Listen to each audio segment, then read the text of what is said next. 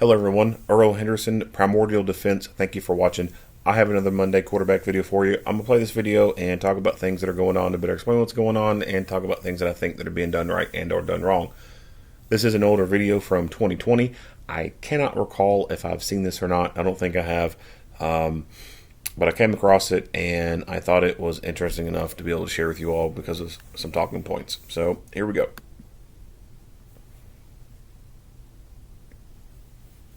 Hello, I'm Chief Steve Watson of the City of Eureka Police Department.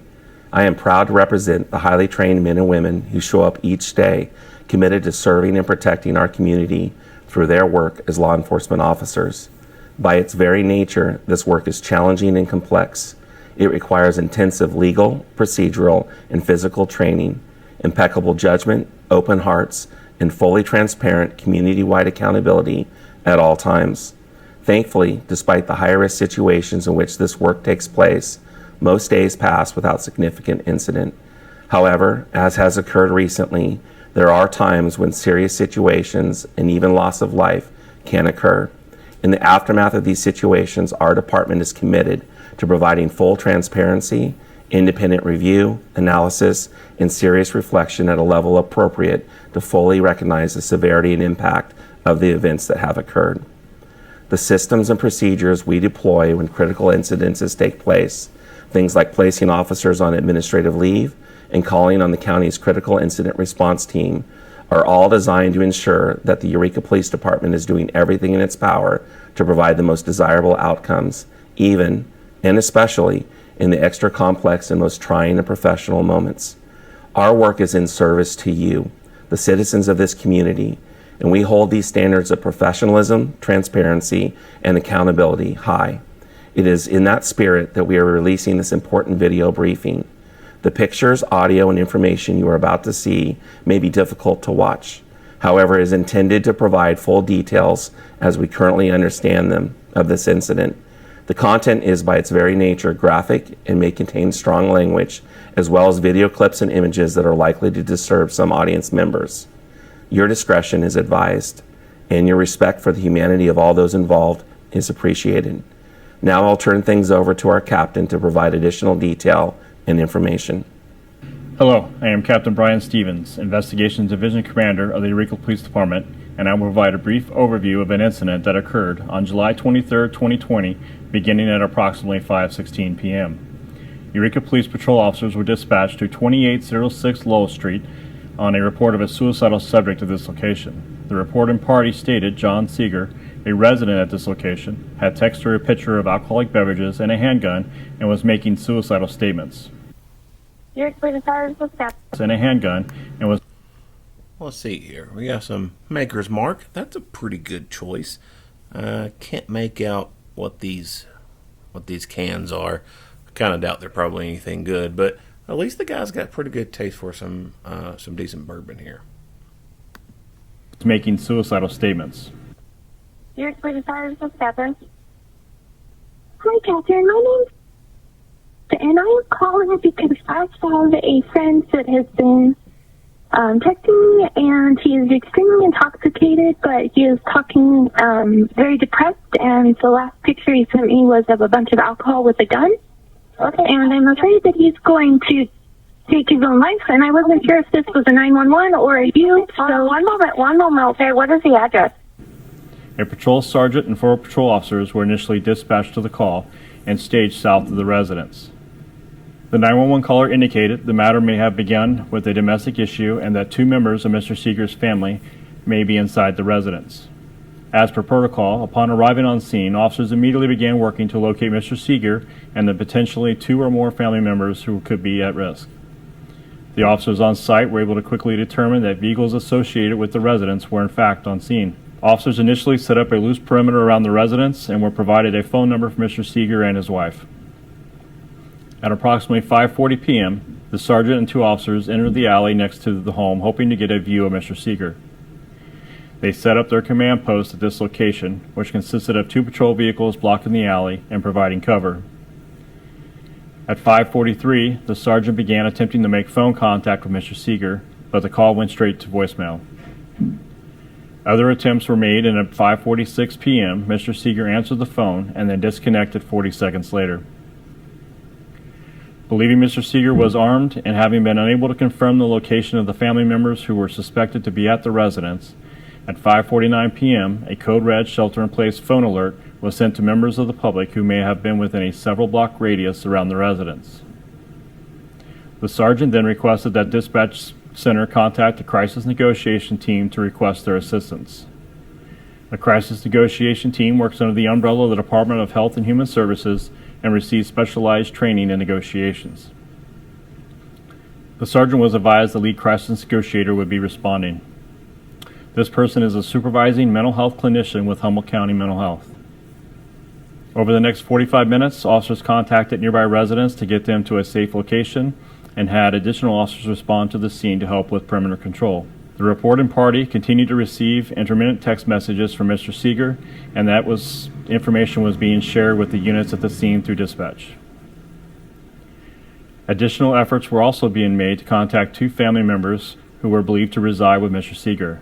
Those attempts were unsuccessful.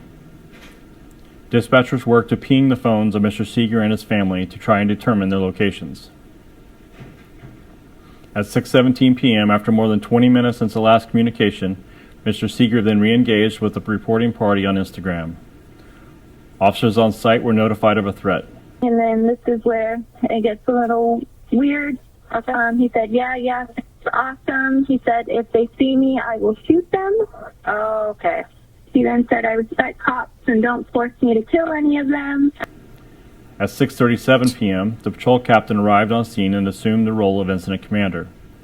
As soon as he arrived, the mental health negotiator took over efforts to contact Mr. Seeger.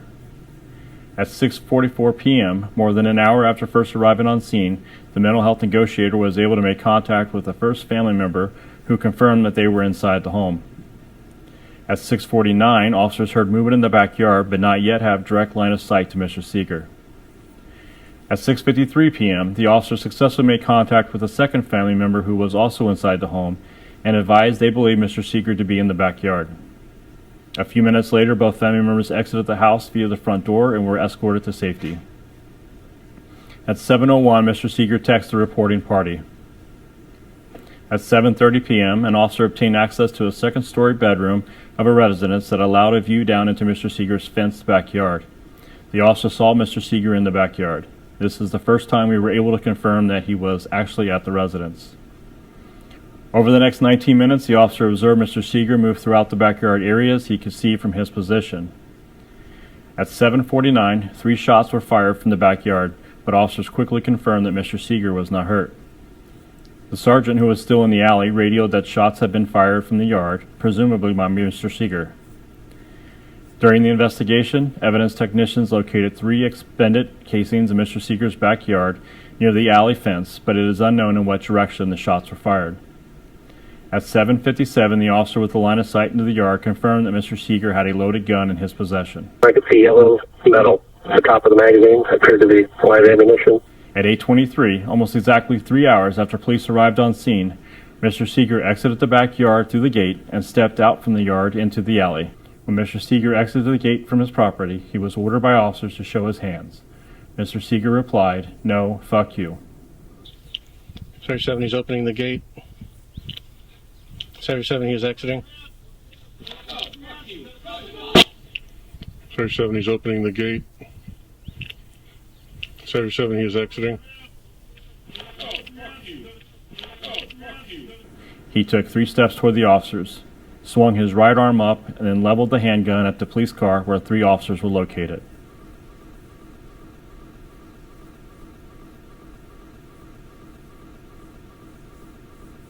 Four officers fired in response to the threat presented. Officers on scene called for medical support, which had been staged nearby. Mr. Seeger was loaded onto an ambulance and transported to St. Joseph Hospital. A loaded operational handgun was located adjacent to Mr. Seeger. At 8:27, the multi-agency critical incident response team was contacted and asked to conduct the investigation. At 8:37, the code red cancellation message was sent out to the community, In total, officers, mental health, and crisis negotiation specialists attempted to negotiate with Mr. Seeger for nearly 2 hours. They used a variety of de-escalation conversation and 3 T measures: time, talk, and tactics, which included distance and cover in an attempt to manage the incident without use of force. 2 family members were safely escorted from the residence, and no officers nor innocent bystanders were hurt. Unfortunately, Mr. Seeger did not survive the incident. An autopsy was performed on Monday, July 27th, and the forensic pathologist determined the cause of death was multiple gunshot wounds. The forensic pathologist determined there were a total of 8 gunshot entry wounds to Mr. Seeger. CERT investigators recovered 27 expended shell casings at the scene from rounds fired by EPD officers. The shooting event lasted approximately 3 seconds from first to last shot. We have no physical evidence to show Mr. Seeger fired his weapon at officers. As is standard protocol, all involved officers were placed on temporary paid administrative leave. Now I will turn this briefing back over to Chief Watson. All right, so let's back this up. Bystanders were hurt Monday, July 27th, and the forensic pathologist determined the cause of death was multiple gunshot wounds. The forensic pathologist determined there were a total of 8 gunshot entry wounds to Mr. Seeger. All right, 8 gunshot wounds. CERT investigators recovered 27 expended shell casings. 27 casings. So 27 rounds fired and only 8 on target. That's not very good. And some of these guys had rifles. So there should not have been that many misses, in my opinion. But unfortunately, misses do occur in gunfights. It is a very dynamic scenario where people have the legitimate fear of being killed. That changes things. When you go into fight or flight, you have psychological and physiological changes that occur. What you do on a normal shooting range during golf course conditions when you are cool, calm, and collective is not the same when you think you're about to die. But, like I said, the ones with the rifles, they should have been a little bit more accurate.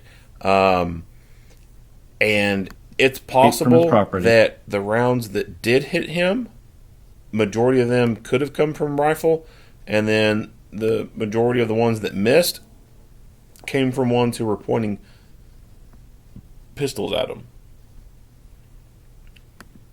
I like how there was a person in the house next to him up there in the second floor looking down.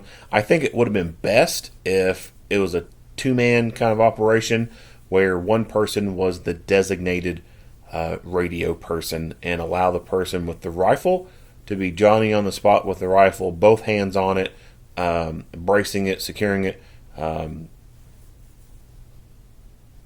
reducing as much movement in the overall rifle as possible to be able to be more accurate with it. It looks like this officer was holding the rifle with one hand and actuating his radio with the other. And if he had to start shooting right then and there, he's going to be shooting that rifle one-handed until he can get his support hand or his non-dominant hand back onto the gun to help further stabilize that rifle. So that's not a good scenario. So a radio man should have been with him, taking over those communications.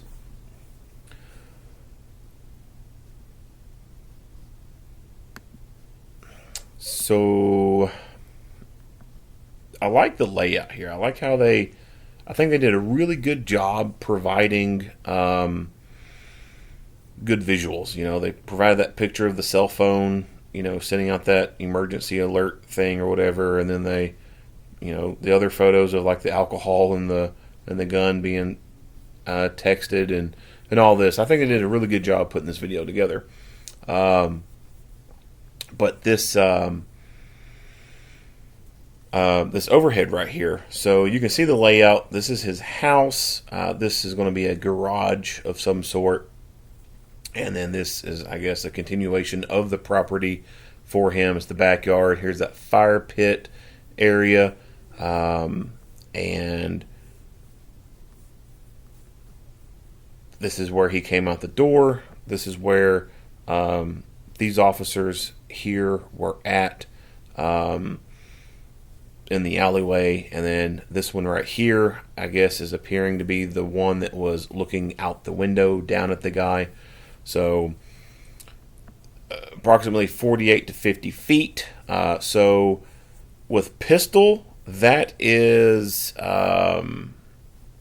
that's a pretty good shot for a pistol right there.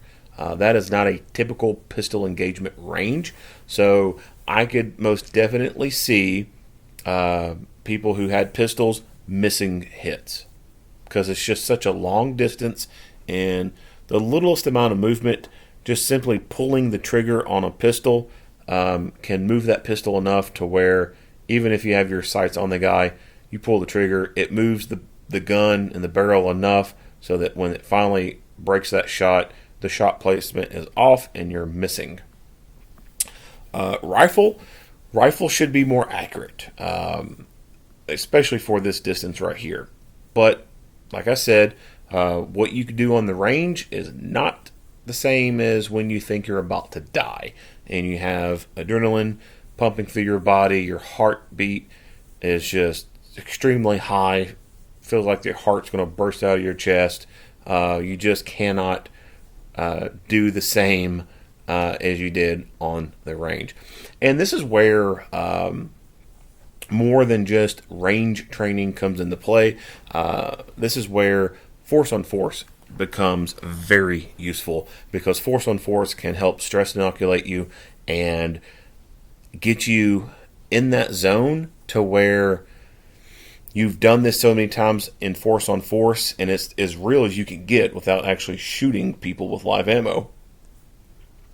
The force on force is very realistic. It gets you as close to the gunfight as you could really get. And you do that enough times, you get stress inoculated, and when the real thing happens, your heart rate, instead of being all the way up here in the red zone, it's down here a little bit lower, because you've experienced these things before. Even though they weren't live, they weren't real, they were replicated during reality-based scenarios, but you're still familiar with it. You've somewhat experienced it before, so you're not quote-unquote freaking out. Your heart rate is not as going as high. So that in of itself can make a person a more effective fighter and allow them to be more accurate on the gun.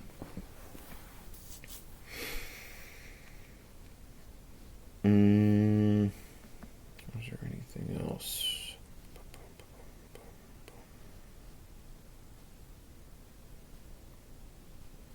Yeah, not much else to say about this video. Just wanted to point out again that I think they did a really good job doing this community briefing on this video. Why did he do this? Who knows? I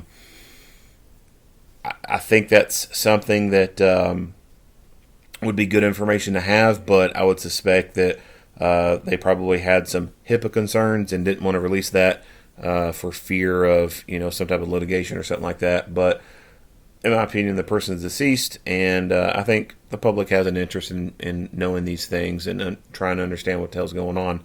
Mental health is it is an issue. It is a pretty big issue here in the States. A lot of people seem to be affected in some way by some type of mental health problem. Now, with that being said, and there being a lot more awareness of mental health and it being kind of a buzzword kind of thing, I do think that some people today are stretching it, and they are trying to ride the horse of mental health to get things in their benefit, and they are trying to use it as an excuse to exempt them from any type of criminal liability or responsibility. I was having a mental breakdown. I had some mental health problems. I shouldn't be held guilty for this. So I do think that some people are kind of abusing the whole thing overall, but we do have some mental health issues in this country, and I don't have all the answers for that. That is one big moving piece that is not something that you can just simply look at and come up with some protocols on, because there's so many variables with mental health. So many different ways that a person can have something wrong, and it's just beyond my scope of training.